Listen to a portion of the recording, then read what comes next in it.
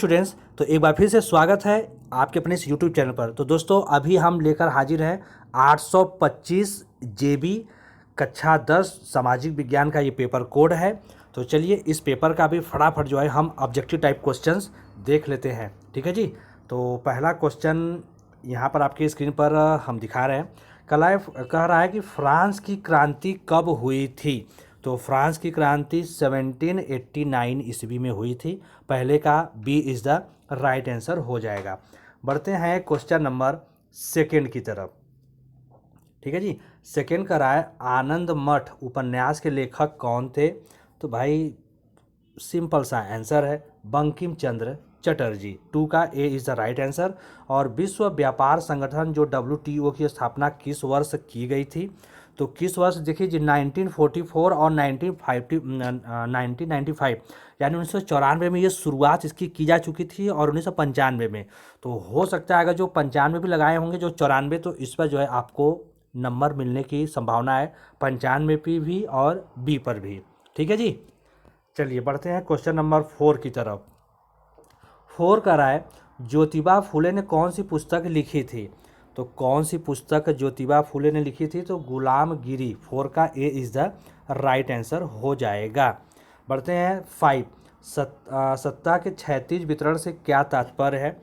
तो सत्ता के क्षैतिज वितरण से कार्यपालिका व्यवस्थापिका तथा न्यायपालिका के बीच सत्ता में का बंटवारा। ये 5 का सी इज़ द राइट आंसर हो जाएगा, यानी 5 का सी होगा जी। ठीक है, 5 का सी इज़ द राइट आंसर हो जाएगा। बढ़ते हैं नेक्स्ट क्वेश्चन नंबर 6 की तरफ। क्वेश्चन नंबर 6 हमारा कर रहा है निम्नलिखित में से कौन सा संघीय राज्य नहीं है। संघीय राज्य नहीं पूछा है। ठीक है जी। तो जम्मू कश्मीर नहीं है, ये केंद्र शासित प्रदेश है, ये संघीय राज्य नहीं है। बढ़ते हैं क्वेश्चन नंबर 7 की तरफ।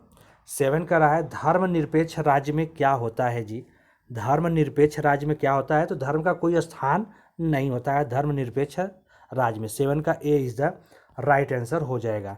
बढ़ते हैं क्वेश्चन नंबर 8 की तरफ। राजनीतिक दलों के सामने कौन सी चुनौतियां हैं। राजनीतिक दलों के सामने कौन सी चुनौतियां हैं। तो सब चुनौतियां हैं। आंतरिक लोकतंत्र का न होना, परिवारवाद का, धन और आपराधिक तत्वों का प्रभाव, यानी चारों इसमें से ऑप्शन हैं। बढ़ते हैं क्वेश्चन नंबर 9 की तरफ। ठीक है जी। Question number 9। तो 9 ऑप्शन में जी थोड़ा सा मुझे कन्फ्यूजन है, इसलिए मैं इस आंसर को नहीं बता पाऊंगा, इसके लिए सॉरी है। हाँ, यदि आपको आंसर आ रहा है तो आप मुझे बस जरूर कमेंट करके बता दीजिएगा, क्योंकि भाई मैं गलत आपको नहीं बताने चलूँगा। बढ़ते हैं क्वेश्चन नंबर 10। संविधान के अनुसार भारत की राजभाषा क्या है। तो हिंदी है जी। 10 का ए हो जाएगा। बढ़ते हैं क्वेश्चन नंबर 11। कौन सा उद्योग चूना पत्थर को कच्चे माल के रूप में प्रयुक्त करता है। तो कौन सा करता है। सीमेंट करता है। 11 का B is the right answer हो जाएगा। बढ़ते हैं क्वेश्चन नंबर 12 की तरफ। 12 का रहा है भारत में आर्थिक उदारीकरण की शुरुआत कब हुई थी। भारत में आर्थिक उदारीकरण की शुरुआत कब हुई थी जी। तो कब हुई थी 1991 में हुई थी। 12 का A is the right answer हो जाएगा। बढ़ते हैं क्वेश्चन नंबर 13 की तरफ। और क्वेश्चन नंबर 13 हमारा कह रहा है राष्ट्रीय उपभोक्ता अधिकार दिवस कब मनाया जाता है। तो राष्ट्रीय उपभोक्ता अधिकार दिवस 24 दिसंबर को मनाया जाता है। 13 का D is the right answer होगा। और 14 का रहा है लौह अयस्क किस प्रकार का संसाधन है। तो लौह अयस्क जो है अनवीकरण योग्य इस प्रकार का संसाधन है, यानी 14 का D is the right answer होगा। बढ़ते हैं क्वेश्चन नंबर 15 की तरफ। निम्नलिखित में से कौन सा राज्य तांबा का मुख्य उत्पादक राज्य है जी। तांबा का मुख्य उत्पादक सबसे ज़्यादा कहाँ पर होता है। तो मध्य प्रदेश में होता है। 15 का A is the right answer होगा। बढ़ते हैं क्वेश्चन नंबर 16 की तरफ। तो 16 का राय निम्नलिखित में से कौन सा व्यक्ति अर्थव्यवस्था के प्राथमिक क्षेत्र से संबंधित है। तो वो मछुआरे होते हैं जी। 16 का A is the right answer होगा। बढ़ते हैं क्वेश्चन नंबर 17 की तरफ। और 17 का रहा है सूचना का अधिकार अधिनियम कब लागू किया गया था।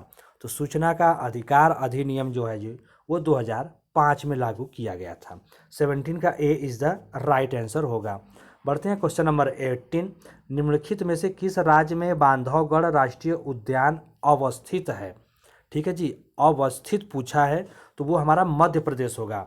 अवस्थित, व्यवस्थित नहीं, अवस्थित पूछा है, एकदम खराब की स्थिति, तो वो हमारा मध्य प्रदेश 18 का ए होगा। पश्चिम बंगाल, राजस्थान, उत्तराखंड नहीं होगा। बढ़ते हैं क्वेश्चन नंबर 19। तो कपास की खेती के लिए निम्नलिखित में से कौन सी मिट्टी उपयुक्त होती है? तो कपास की खेती के लिए काली मिट्टी जो है सबसे उपयुक्त होती है। 19 का सी हो जाएगा। और लास्ट क्वेश्चन, निम्नलिखित में से किस वर्ष में बांग्लादेश ग्रामीण बैंक की शुरुआत हुई थी? तो 1970 में जो है बांग्लादेश के ग्रामीण बैंक की शुरुआत हुई थी। ठीक है जी, तो 20 का बी ये हमारा राइट आंसर हो जाएगा। तो आई होप कि आप लोग के नंबर बहुत अच्छे आए होंगे। कितना आपका आंसर सही है मुझे कमेंट करके ज़रूर बताइएगा। और हाँ, वीडियो को शेयर कर दीजिए, लाइक नहीं किए तो लाइक कर दीजिए, पहली बार विजिट किए हैं तो सब्सक्राइब करके ही जाइएगा। और मिलते हैं और भी कुछ पेपर के कोड के साथ, तभी तक के लिए थैंक्स फॉर वॉचिंग।